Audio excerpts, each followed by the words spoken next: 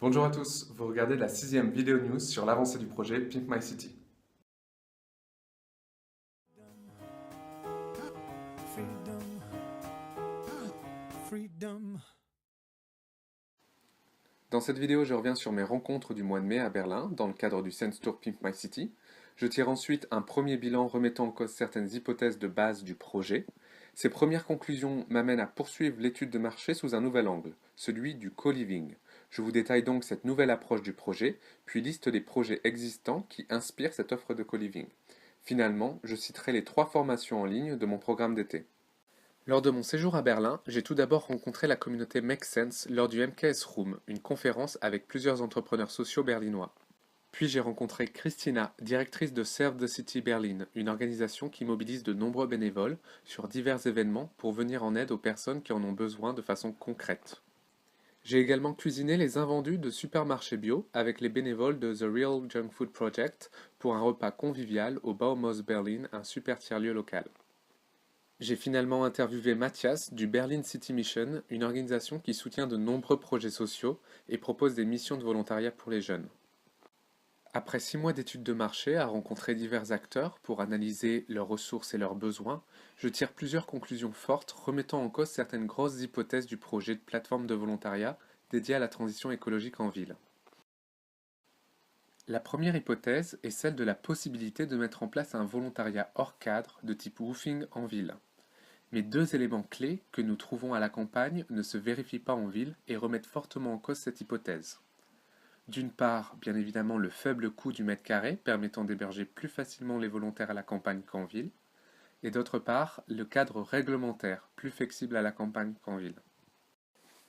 La seconde hypothèse était de pouvoir mobiliser des acteurs locaux pour proposer des missions de volontariat sur les thèmes de la mobilisation des habitants du quartier dans des projets écologiques. Mais force est de constater que même si l'intérêt existe, la demande ne semble pas être assez forte. Les lieux et les organisations locales ont déjà leurs propres objectifs et finalement assez peu de ressources pour encadrer les volontaires et leur fournir des contreparties. Et si elles veulent mettre en place un volontariat en service civique, par exemple, j'ai aujourd'hui assez peu de valeur ajoutée à leur proposer. Ainsi, la création d'une plateforme de volontariat en ville inspirée du modèle du volontariat hors cadre type woofing est sans doute aujourd'hui un projet trop contraignant et peu adapté aux besoins des acteurs locaux. J'ai donc décidé d'abandonner l'aspect de ces hypothèses qui posent problème, c'est-à-dire un volontariat type woofing avec logement gratuit en contrepartie, et l'idée que l'offre de volontariat émane des acteurs locaux.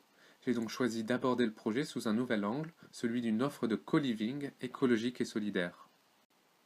Je reviens donc à l'idée originelle du projet de la fourmilière, c'est-à-dire un tiers-lieu hébergeant des volontaires, favorisant la promotion des modes de vie durables dans le quartier.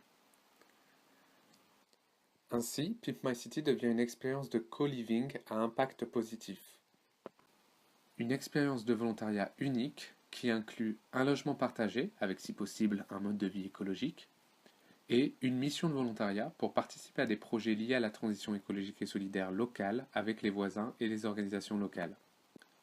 Nous ciblerons 2 types de volontaires.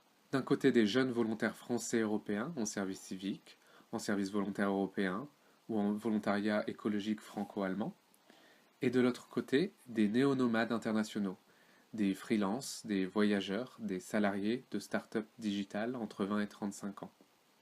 Un volontariat variant entre 25 heures et 5 heures par semaine pendant une durée allant de 3 à 12 mois en fonction des situations.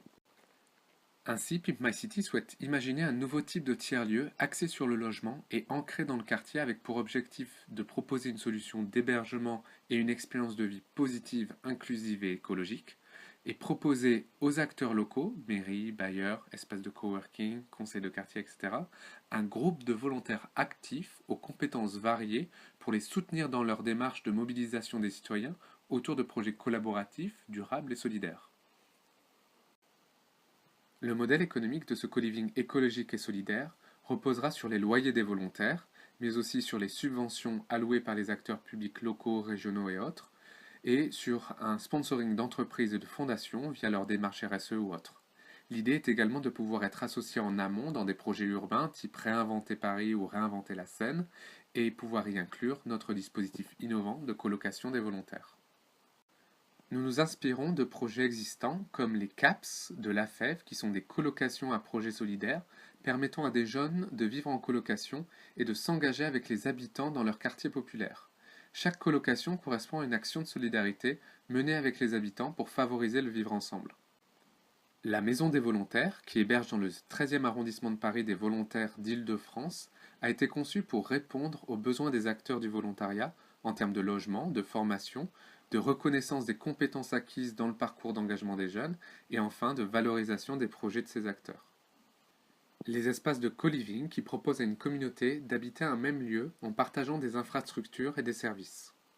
C'est notamment le cas des Hacker House qui proposent à des entrepreneurs de créer, dans un même lieu de vie, une mutualisation des compétences et des échanges pour lancer leurs projets de start-up. Les Oasis, des colibris, est un concept d'habitat participatif et écologique.